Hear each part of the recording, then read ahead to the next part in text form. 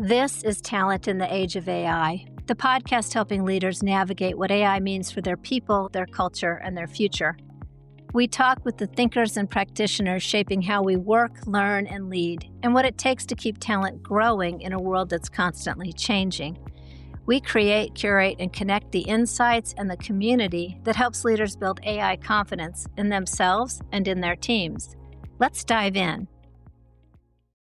Hello and welcome to the Talent in the Age of AI podcast, where we seek to bring you the latest and greatest and most relevant information on what's going on in talent today, especially with the onslaught of AI, changing lives and changing behaviors and policies and programs.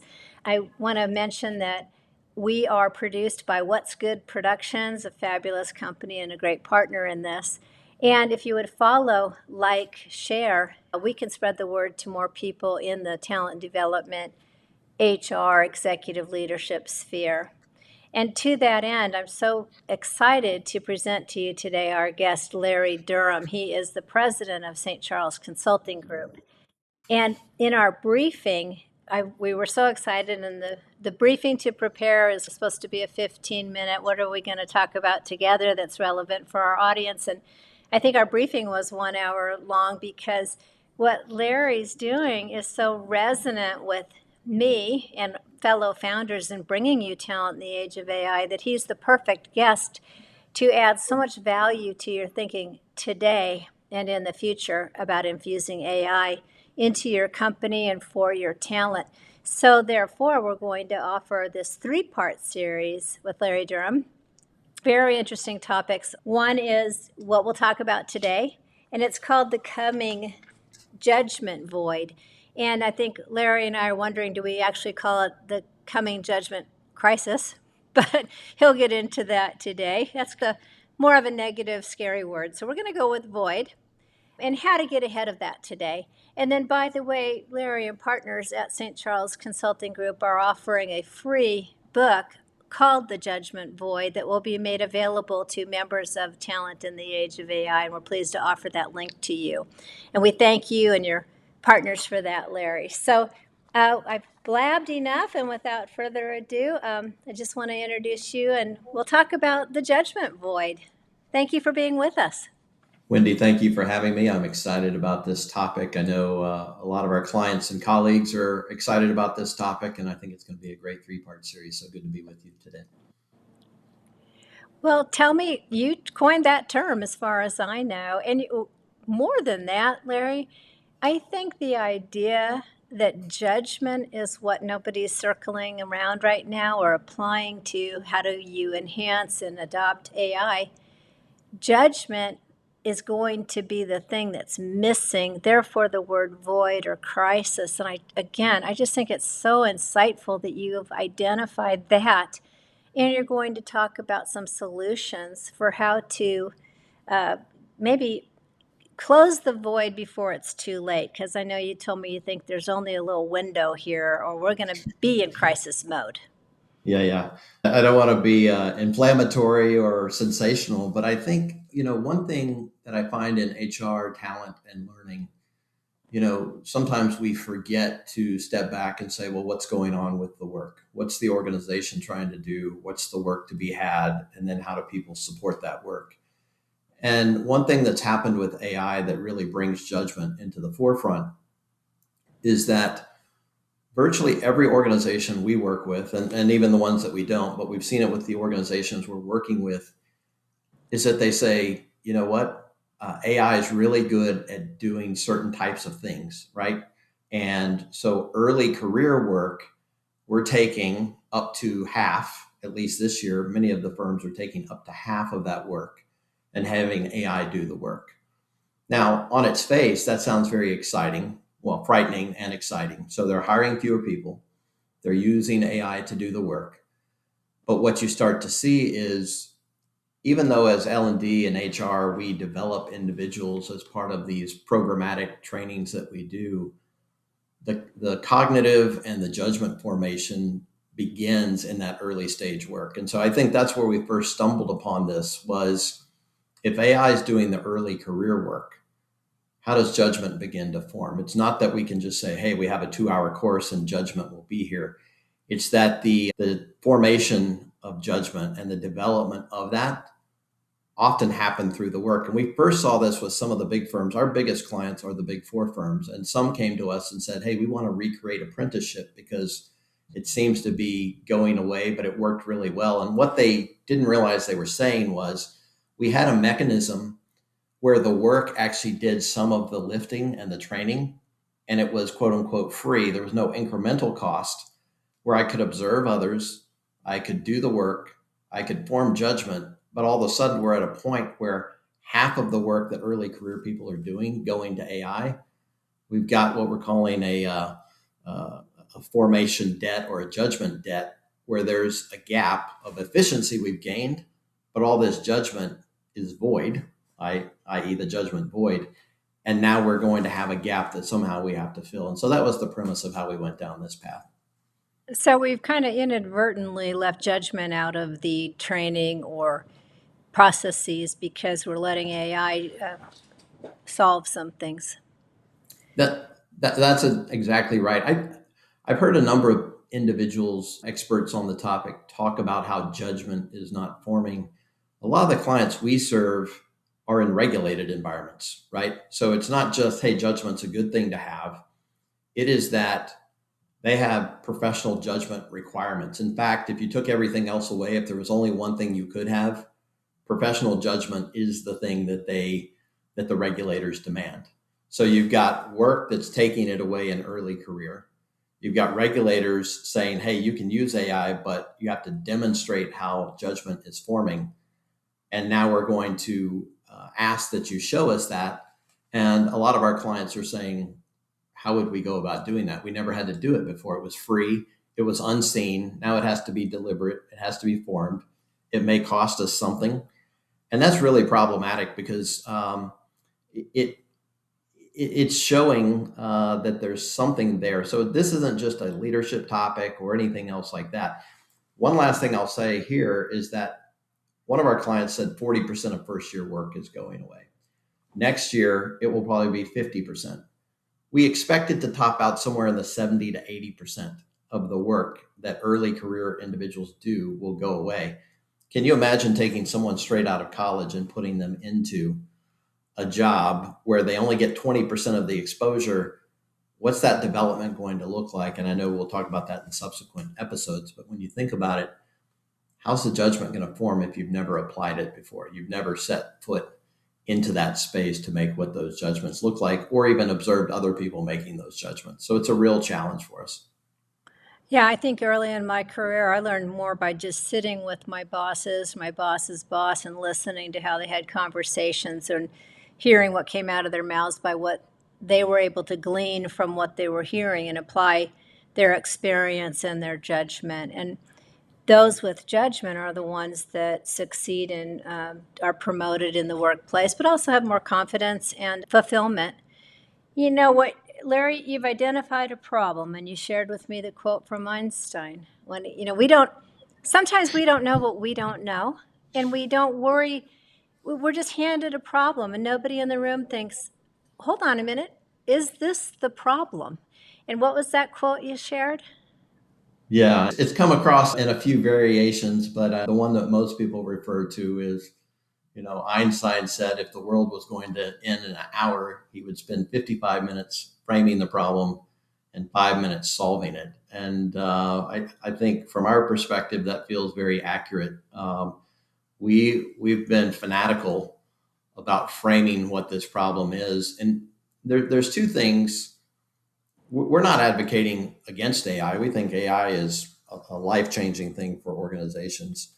But what we are saying is, as you use AI, you have to recognize that this work that early career individuals do can't just go away.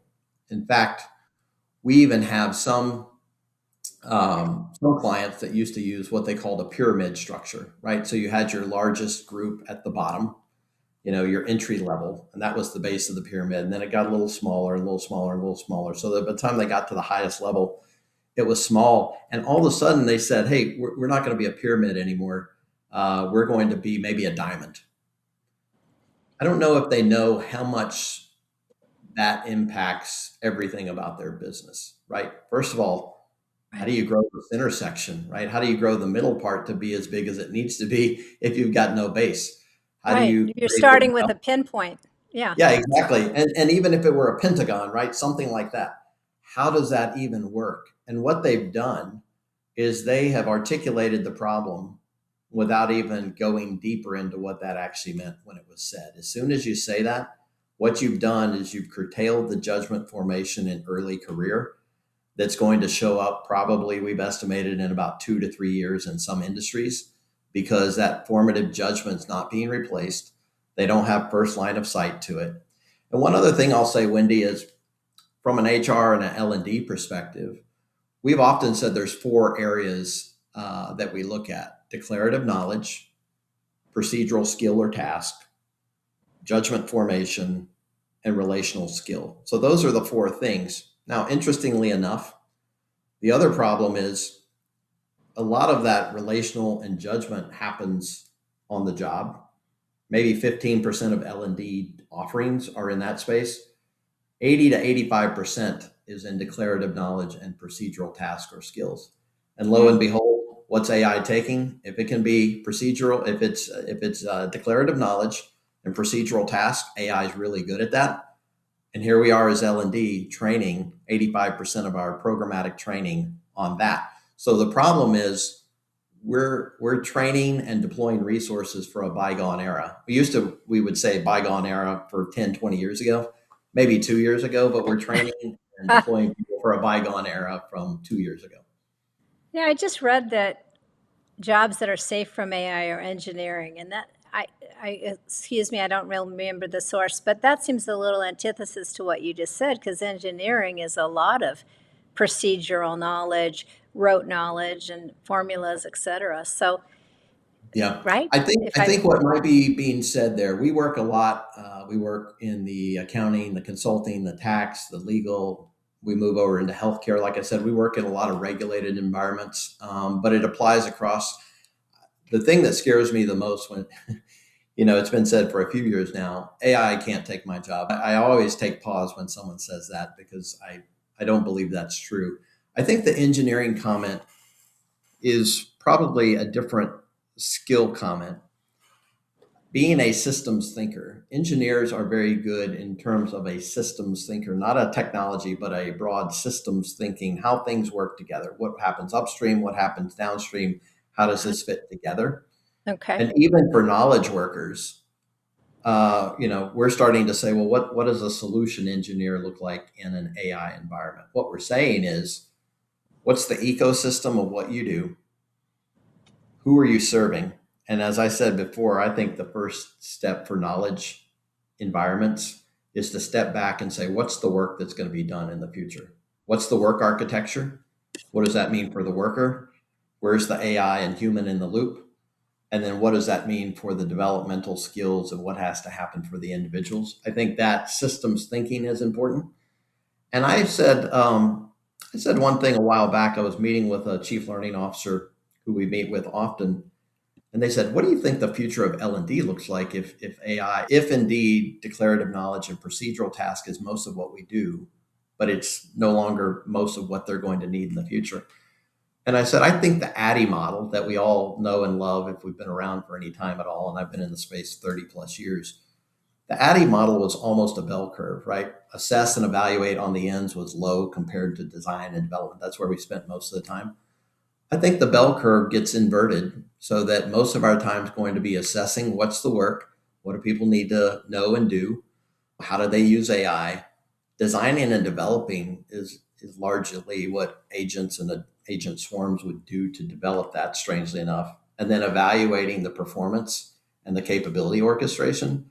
So the AI or the ADDIE curve is actually an inverted bell curve to really rethink. So to your point, everyone's in engineering as a systems thinker, but I don't know that there's going to be any job that's going to look very, very similar to what it does today. Once again, your visionary insight is amazing. I want to stop and pause here for an ad, and By the way, it's going to be an ad for the St. Charles Consulting Group, which we're happy to do. So please stand by, everyone. We will be right back. Listeners, watchers of the Talent in the Age of AI podcast, I'm so pleased to tell you more about the St. Charles Consulting Group. Their mission is to help employees navigate change and experience success by delivering comprehensive talent development solutions that focus on, quote, preparing your people for your tomorrow. And you'll see from listening to our 3-part series with President Larry Durham that this is exactly what they do. And they're not resting on laurels or doing what happened in the past. They are big, visionary future thinkers. So they help mid to large size organizations maximize the value of their talent. And who doesn't want that? That's why we're all here together through strategic consulting, innovative learning solutions, and managed services. The roots are in real-world, renowned Anderson Worldwide Training and Development Center located in St. Charles, Illinois. So they come at this from 30-plus years of deep experience, real-world, boots-on-the-ground training, consulting, thinking about what's next, and identifying the real problems to be solved through human talent interventions. For our podcast 3-part series is President Larry Durham, and I'm so pleased to have stopped for a pause to let you know more about this incredible company available at stccg.com, stccg.com, as in the St. Charles Consulting Group. And now we'll go back to our interview with President Larry Durham. We're back with President of St. Charles Consulting Group, Larry Durham, who has a depth of knowledge and experience. And more than that, he has supervision. His glasses that he's wearing look normal now, but they're actually not. I'm convinced that I'm going to go to his house and steal his glasses because I want to see into the future as he is able to do.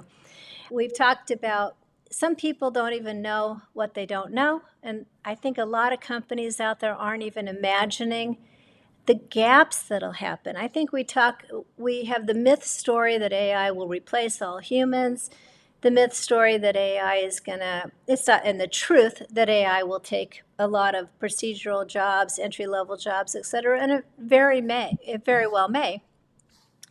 But I think what Larry and his partners have uncovered here is that the lack of judgment that will be missing in an opportunity in a role. I think we can all think back to our first few jobs where we were learning how to discern how to be better at our jobs, what was expected of us, the nuanced information that may not have been said but was being relayed.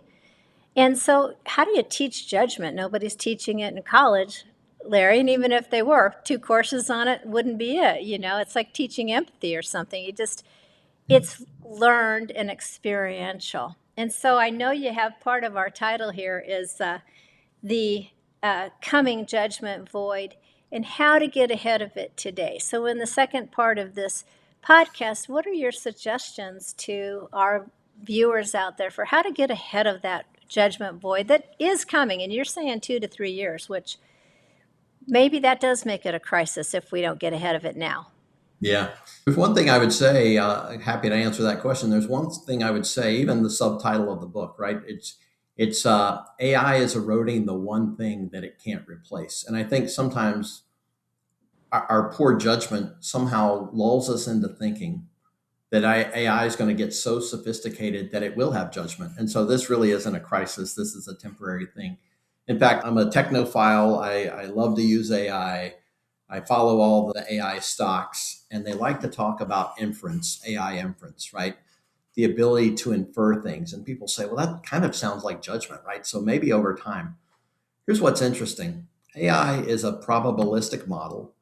It has a natural language system on the front end. And the part that's dangerous, can be dangerous about it, is it's so good at articulating what it comes up with that it sounds highly believable, right? And it is probable that it is correct, but it's highly believable. And what starts to happen, we did some research. An old friend of mine used to lead training for one of the largest airlines in the world. And I was talking to him about judgment formation and doing simulations and what that's like. And he said, we've been doing this for quite some time because the consequences are high, right? So the consequences are high if a pilot doesn't know how to do what they need to do.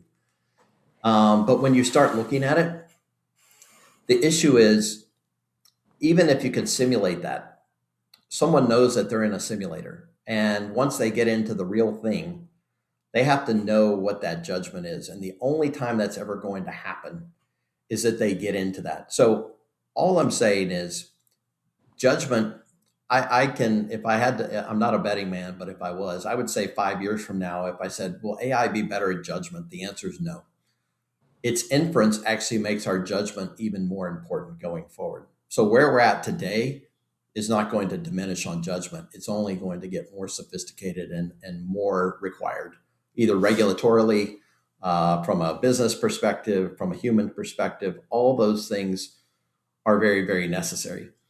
Your question about, so what do we do today? Step one is to even acknowledge it. One thing we talk about in the book, most organizations haven't even realized this. They're excited about what AI is doing in early career. And what they're doing is they're saying, look, we're becoming more efficient. Our margins are getting better. And so what they're seeing is on their P&L, they're getting a boost on their bottom line. We're being more efficient. We're making more money using AI. Success. What they're not, there's no accounting for a judgment void. And I know that sounds odd, but not that you're going to see a line item for judgment void. But on the balance sheet, there's no debt. Given something up, they've captured, organizations are capturing the efficiency of AI, but they're not calculating the void that's forming. And the reason that I say 2 to 3 years, and some of the organizations we work with, we've actually plotted out in great detail what types of judgment form year over year over year within the career ladder, which I know we'll talk about later. Yeah. What judgments form and when. And so the reason in some areas we say in year 3 is a crisis is because last year the hiring started to change. Young career, early career, college graduates couldn't find, you probably know someone who graduated college who's still looking for a job. It's because they quit hiring as many people because AI was doing the work. What we're seeing is we know in about 2 to 3 years, they're going to have to promote people into roles that haven't had the formative experience to begin to form that judgment. And we've plotted judgment over a 6-year window, when it forms, what has to form, what it begins to look like. And the really difficult part, Wendy, is that you can simulate experiences, but it's not like our traditional training. I don't go through a simulation and say, Wendy, is it A, B, C, or D? It's the heuristics of how you make decisions where you have to say what you're going to do before we even demonstrate.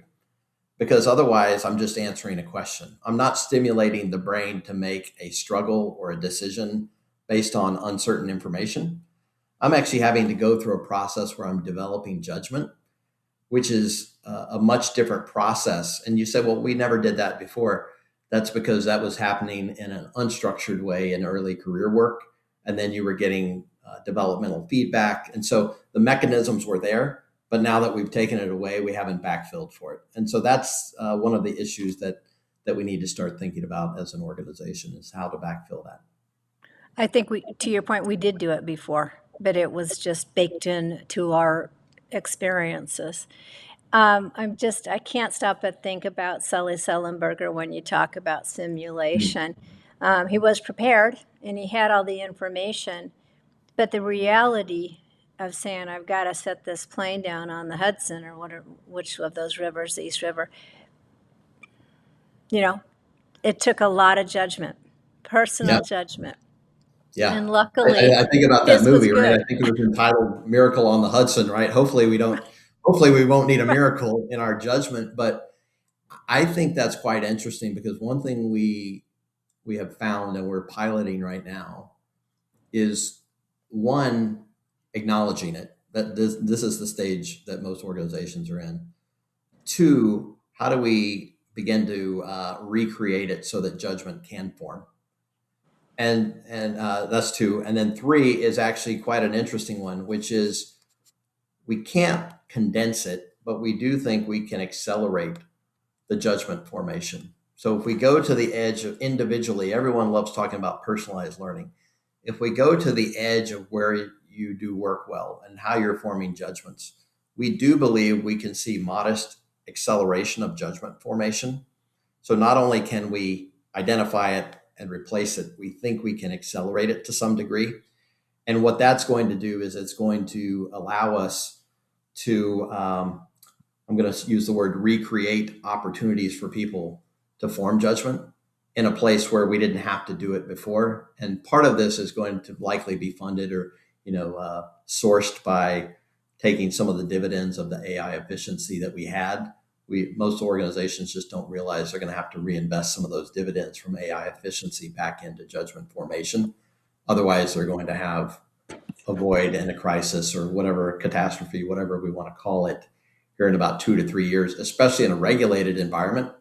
Because here's the thing, we work a lot with audit organizations, some of the biggest in the world. AI can do it perfectly well, taking the data, the knowledge, the procedures. But if we look at most of the issues that big firms have, almost 2/3 of the issues that they've had that are cited by the regulator are poor judgment. Now, this was before, right? This was before the judgment point. So now all of a sudden AI is doing it and I don't know how to discern it. Now the question is, what's that number going to look like? That's the crisis that industry might have. And I suspect many of the others will have something quite similar. Yeah, I mean, it's always come down to one person makes a bad or a company fatal error. And it can really affect stock value. It can affect reputation, brand. I'm a marketer by trade. I mean, it did get down to one person leading in the direction or saying yes or no to an idea brought forth. So when we take that out of the equation, what are we relying on? And what are you going to turn to in a court of law if it goes there? Well, AI told me this was okay. I mean, you're not going to be able to do and that. don't get me wrong. Sometimes people say, yeah, you're right. Judgment. You can't trust everything AI says. I think they're using it somewhat in a very elementary way, like 1 + 1 = 3. You should have caught that. Judgment is quite sophisticated, right? People say, oh, you're talking about problem solving. And the answer is no, it's not problem solving. It's not critical thinking. It's problem assessment when it's not even clear that there is a problem there. There's a feeling, there's an intuition that something doesn't look right here, right? Everything I know, something's not right. And that professional judgment has to kick in.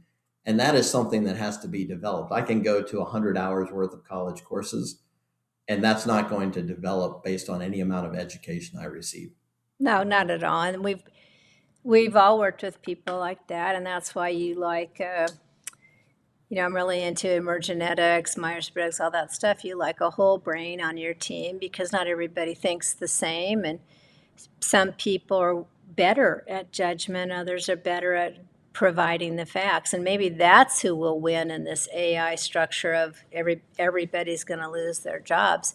I think what you're saying is it's those who still practice, deploy their own judgment based on good information will be the winners. Yeah, it's interesting. If you go upstream, right? A lot of times I came from the L&D world, so many times we're taking the material that we have, the people that we have, without commoditizing them. We take the people that we have and we develop them fit for purpose for what the business needs. I think you've gone upstream to say, can you tell what good judgment looks like? It's interesting. The studies show that judgment is not innate. Maybe Larry has more or less common sense on certain things, but judgment is not innate. Some people don't just have great judgment and others have poor judgment. It's developable in each of these areas.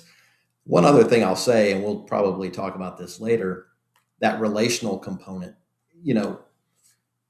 I don't want a listener to think that the only thing that's important in the future with AI for workers is judgment formation. You still need knowledge.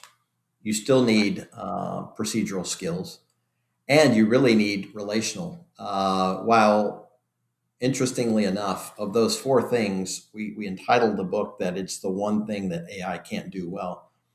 AI can actually do relational better than it can do judgment. And that's probably a book unto itself. But if you think about that for a moment, every year for the last 3 years, I've looked at what the use cases are for AI. And last year, in year one, it was, write a paper for me or draft an email. Last year, the top use case in the top 10 was self-help and guidance, right? So the relational aspect that we thought, will people ever trust AI to give, dating advice or career guidance or all these things? We're already there. And so I do think relational is critically important. AI can do it slightly better than judgment, but relational and judgment formation are the two things that we're probably going to spend more of our time on than the procedural task and the declarative knowledge aspects. Yeah, there may be a little more of a shill or something you should protect yourself from when you believe that AI is your counselor or your best friend or your partner in life. And I know there's a growing trend where that's where people are solving loneliness. And I am very effusive in thanking my chat GPT for helping me and tell it it's amazing. And it tells me I'm amazing back. And I believe it because, I want to be flattered. But I think, again, I think you've hit on something very important. And I know that companies can come to your company for advice and help, but what else could somebody do tomorrow to start to grease the skids for enhancing judgment among the talent today that maybe they're allowing AI use and they put parameters around it, but they haven't thought about the judgment factor? Are there any bits of advice you could give? It's similar to what I said before, and you may have to unpack this a little bit within each organization depending on what it is that they're doing. But I do think the first step, um, again, whether you're in HR or you're in talent or you're in L&D, one thing that I'm finding, this will be my precursor to my answer, and that is what I'm finding is that the talent groups and organizations are all of a sudden finding themselves much closer together. Before somehow the L&D group didn't work very closely with the talent acquisition group. It was Right. almost out of necessity, and all of a sudden they're bumping into each other all over the place. And it's like, what kind of skills do we need to hire in the future, and who's going to thrive in this environment, and what do we need to develop people on, and what do they need training on, and what's the performance management process? I think all of that is starting to shift, and so it's making. In fact, one of my clients calls it a talent consortium, right? It's this cadre of 3 or 4 talent groups that didn't work together before, which is actually more surprising than not that they didn't. Yeah. And they're starting to come together. And I think what's happening there, a few of the lessons learned there is, instead of thinking about what we're going to produce as a talent consortium for our people, what work with the business to understand what is the work that people will do, what are the efficiencies of it, and what are we losing. I think there's a really interesting thing I've said to some of my L&D counterparts, and this goes for HR as well, but for L&D, there are two main things at the core going forward. One is capability orchestration, and the other is judgment verification. And that sounds really odd, right? Because there's a lot of questions like, do all the talent functions still exist in the future? Like, do we need all these groups? Couldn't everything be distributed? And maybe it doesn't sit in HR. I think the real question is, if you're bringing value to the business, you don't have to worry about your existence. But I do think capability orchestration, what is the business, what kind of work do they do, and what do the people need to do in conjunction with AI agents to be successful? And how do we promote that and develop that? The other side is this judgment piece, which will start to form, which is, are we eroding judgment unknowingly? And how do we make sure that we don't let that happen? And we can obviously talk through what that begins to look like, because it is kind of a new problem to solve, going back to that 55 minutes of framing the problem, going back to frame what that problem is. But I would say, don't think about what programs you're going to develop next year or what kind of people you need. What's the kind of work, and what's the future 1 year, 3 years, and 5 years out? And what's that going to look like? Because then, you can overlay the knowledge, the skills, the judgment formation, and the relational aspects and see, but don't think that the model that we have today is going to work because the work has changed. And if the work has changed, there's no way that HR and talent acquisition and everything else can't change. It has to change with it. And judgment's kind of maybe the biggest one that we see changing that's forcing that. Again, I just think it's so insightful. So everything has changed, right? I always said COVID changed everything, but then you pile on AI on top of it, everything has changed. And back to your point, we have these huge organizations, and I respect them greatly, and SHRM and ATD and Better Work Media, but they're so separate silos. And what you're suggesting is, what's happening and what should be happening is talent development and HR join hands and decide what we need. And that's going to be the topic of part 3, in a way, of our series. So I'm so thankful, and I know that you have questions and comments, and we're going to tee up Larry Durham, the president of St. Charles Consulting Group, with this great vision about the void of judgment that's happening, that's coming. It's coming. It's barreling down the path.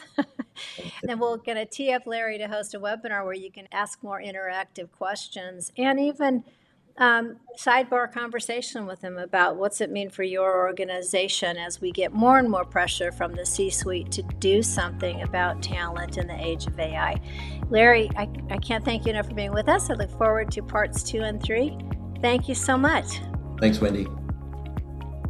Thanks for listening to Talent in the Age of AI. If this conversation gave you new ways to grow in your own work and to better support your people, follow the show and share it with others in your HR and talent network. Members get even more. Full episode transcripts, extended show notes, and companion resources to help you put these insights into action. Learn more and join us at talentintheageofai.com. We're here to help leaders create, curate, and connect what's needed to build tomorrow's workforce today. See you next time.